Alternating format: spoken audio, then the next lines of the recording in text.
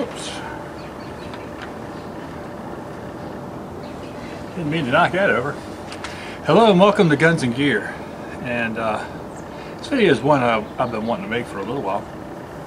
I saw a video from Never Enough Ammo, and quite frankly, it's a very important subject. It's a subject that all of us that have made a decision to carry a firearm should consider heavily. Okay, and the title of his video was "A Time to Kill," and it's a subject that you don't see too much, either magazine articles about or videos here on YouTube about, or other sources. And when someone does bring up the subject, it's usually in a matter of bravado, and we need to caution ourselves by using such bravado of, yeah, if somebody comes to my house, I'll blow their head off, such and that. But if you have a firearm and you intend to use it for self-defense, this is probably something that you should think about. You know, it's fun to make videos about different firearms. It's fun to talk about different calibers, which one is better, which one's worse, revolvers, semi-autos, what have you, shotgun versus rifle. There's all kinds of subject matter that we can talk about on YouTube and in other places. That is quite enjoyable. You know, we enjoy to talk about it.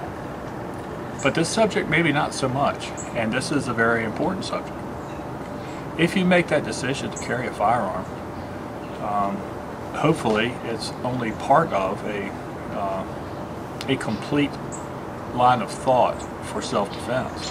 Whether it's in your home or whether you're at the grocery store, you should have already thought out and already planned and trained how you would react, how different things can come about, and what you need to do about that.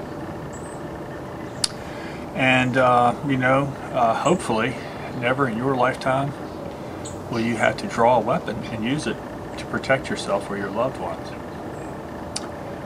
But if you have not thought that through and somehow find yourself in a position that you can't do that, you can't shoot someone, you can't fire that weapon at another human being, you may have placed yourself in even deeper trouble than you started out in.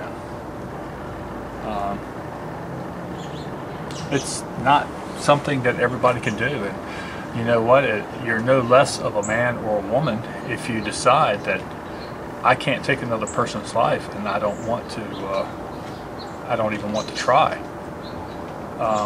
Well, that's important. That's important for you to have that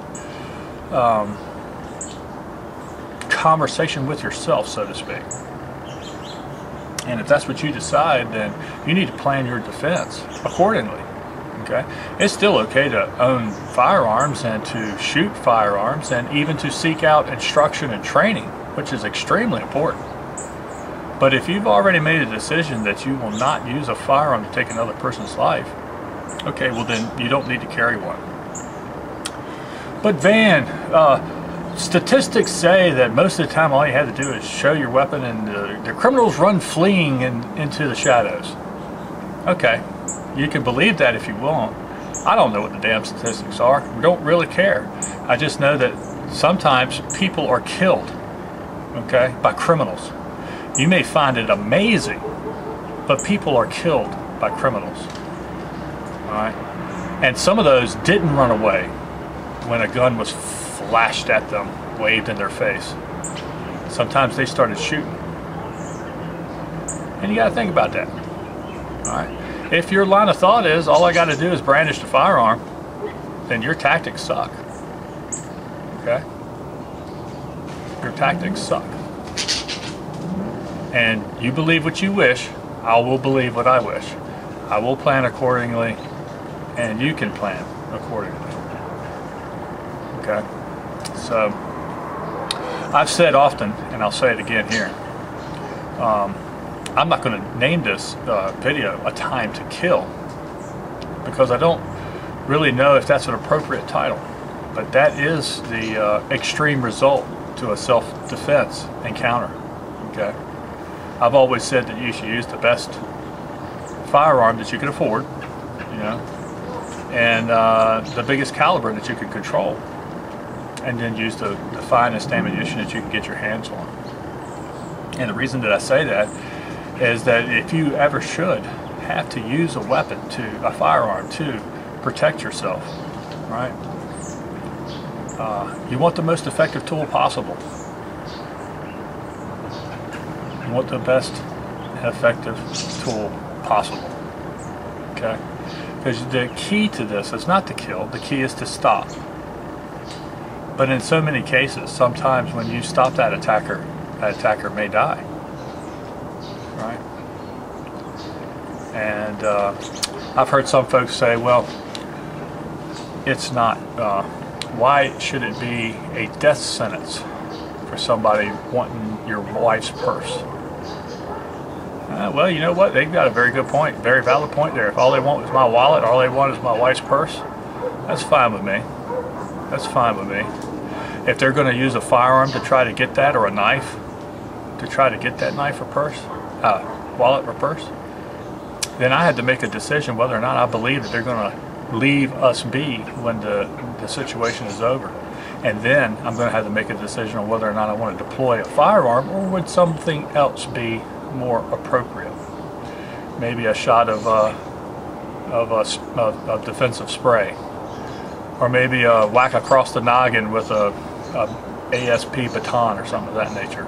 You know, there's many things in a toolbox, and you should acquire skills with all those things, because you know, there's an old saying that when all you have is a hammer, every problem looks like a nail.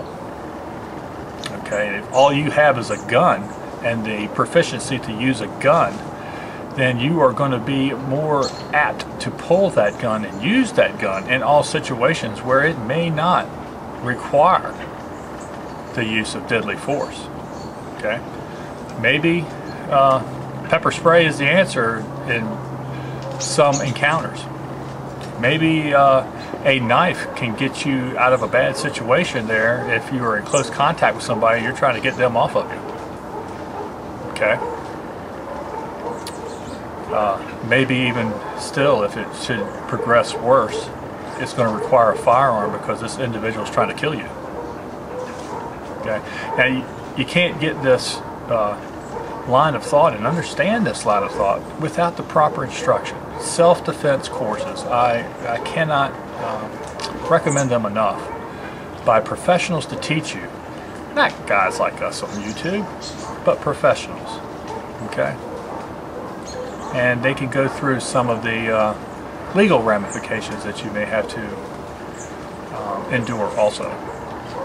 Alright, well, this turned out to be a lot longer than I thought it would be, I guess. At any rate, it's an important subject.